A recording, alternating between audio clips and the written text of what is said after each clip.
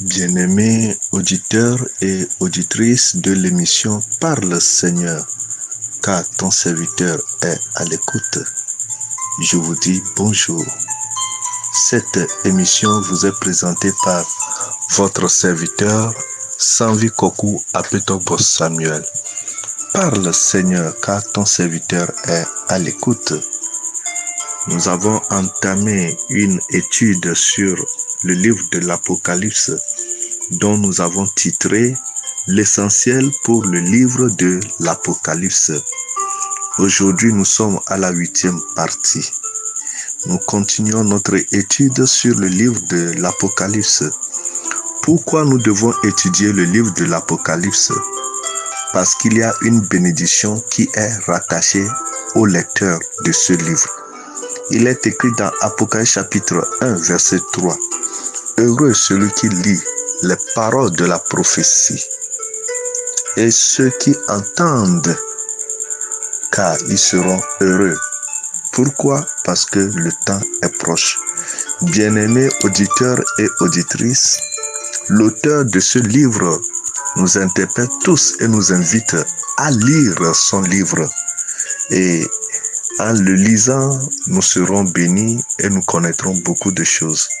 Aujourd'hui, nous continuons notre lecture dans Apocalypse chapitre 1 à partir du verset 11. Nous pouvons monter un peu au verset 10. Apocalypse chapitre 1 verset 10 à 17. Je fus ravi en esprit au jour du Seigneur et j'entendis derrière moi une voix forte comme le son d'une trompette qui disait: ce que tu vois, écris-le dans un livre et envoie-le aux 7 églises, à Éphèse, à Smyrne, à Pergame, à Thyatire, à Sardes, à Philadelphie et à Laodicée. Je me retournai pour connaître quelle était la voix qui me parlait. Et après m'être retourné, je vis 7 chandeliers d'or. Et au milieu des 7 chandeliers d'or, quelqu'un qui ressemblait à un fils d'homme, vêtu d'une longue robe et ayant une ceinture d'or sur la poitrine. Sa tête et ses cheveux étaient blancs comme de la laine blanche, comme de la neige. Ses yeux étaient comme une flamme de feu. Ses pieds étaient semblables à de l'airain ardent, comme s'il eût été embrasé dans une fournaise.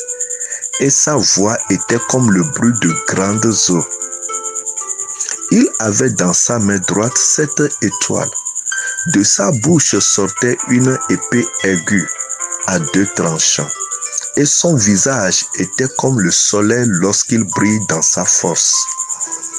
Quand je le vis, je tombai à ses pieds comme mort. Il posa sur moi sa main droite en disant: ne crains point, je suis le premier et le dernier, et le vivant. J'étais mort, et voici, je suis vivant au siècle des siècles. Je tiens la clé de la mort et du séjour des morts. Bien-aimés auditeurs et auditrices, voici encore une partie du livre de la prophétie que nous appelons Apocalypse. Jean dit qu'il était ravi en esprit. Ça, c'est le ministère prophétique. Il était ravi en esprit au jour du Seigneur. Le jour du Seigneur, c'est un temps où Dieu se révèle aux hommes. Dieu se révèle en tant que Dieu souverain, un Dieu de jugement, un Dieu qui récompense les gens selon leurs œuvres. Si on parle du jour du Seigneur, on parle du jour du jugement. En d'autres termes, le jour du Seigneur a aussi attribué au jour de la résurrection de Christ. La Bible dit au 3e jour, très tôt le matin, Jésus-Christ fut ressuscité. Et ce 3e jour-là, ce n'est que le dimanche. Donc si on parle du jour du Seigneur dans le Nouveau Testament, on fait allusion à la résurrection de Christ. Donc Jésus étant vivant, il est en train de parler dans un sens vivant, dans une atmosphère de vivacité. Il dit, la parole dit, je fus ravi en esprit au jour du Seigneur. Le prophète est en train de parler. Ça, c'est le ministère prophétique. Il fut ravi en esprit. Il fut introduit dans le monde des esprits, dans le monde de la prophétie, dans le monde invisible, dans le monde spirituel, où les décisions se prennent. Et il dit, et j'entendis derrière moi une voix forte comme le son d'une trompette. Dans l'atmosphère prophétique, il y a des voix qu'on entend, il y a des signes qu'on voit, il y a des symboles qu'on supervise. Et ces choses, leur explication et leur sens sont différents de ce que nous vivons ici-bas dans l'atmosphère physique. C'est pourquoi lorsque quelqu'un s'exerce dans le ministère prophétique, il doit faire attention aux signes, il doit faire attention aux symboles, il doit faire attention aux voix qu'il écoute, il doit faire attention aux sons. Alléluia. Bien-aimé dans le Seigneur, l'apôtre Jean qui milite dans la grâce prophétique nous dit qu'il a écouté le son d'une trompette. Et le son de la trompette dit, ce que tu vois, écris-le dans un livre et envoie-le aux 7 églises. Nous devons écrire la prophétie. Lorsque Dieu te parle, lorsque Dieu te révèle quelque chose, lorsque tu as un songe, lorsque tu reçois un rêve, il faut l'écrire. Tu dois avoir un carnet de révélation. Tu dois avoir un agenda de vision. Tu dois avoir un carnet de notes de prophétie.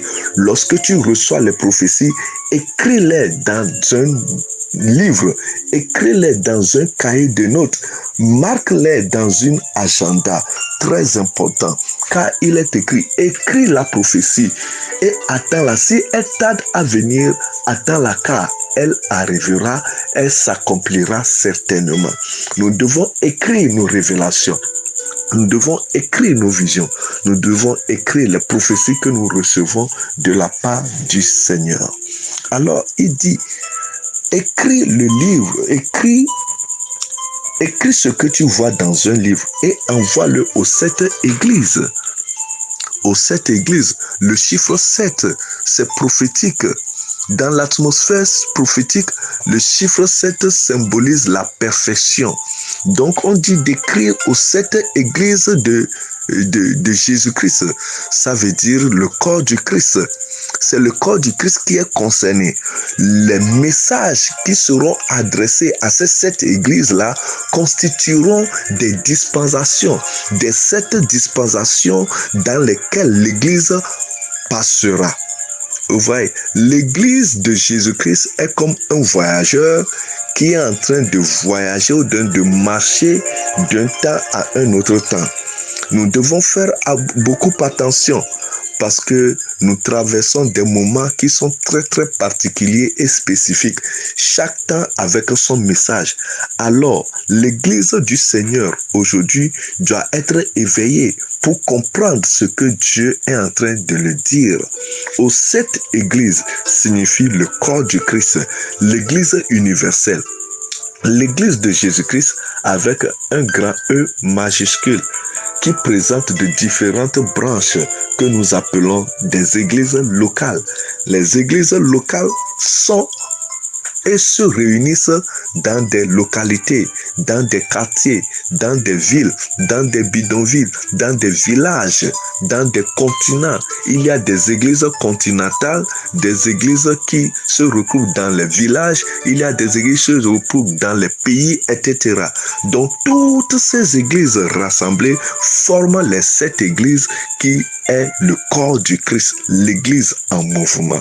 Donc l'église en mouvement passe dans cette dispensation. Il y a 7 dispensations avec 7 messages différents. À nous de connaître la dispensation dans laquelle nous sommes en train de marcher et travailler.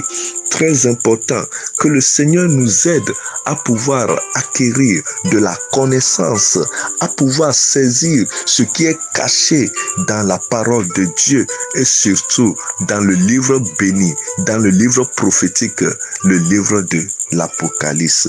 Bien-aimés auditeurs et auditrices, nous allons nous arrêter aujourd'hui ici et nous allons continuer la prochaine fois. Paix et joie à vos cœurs. Vous venez d'écouter la voix de votre serviteur Sanvi Kokou Apetobo Samuel. Ne croisons pas les bras car le meilleur reste toujours à venir. Bye bye et à la prochaine.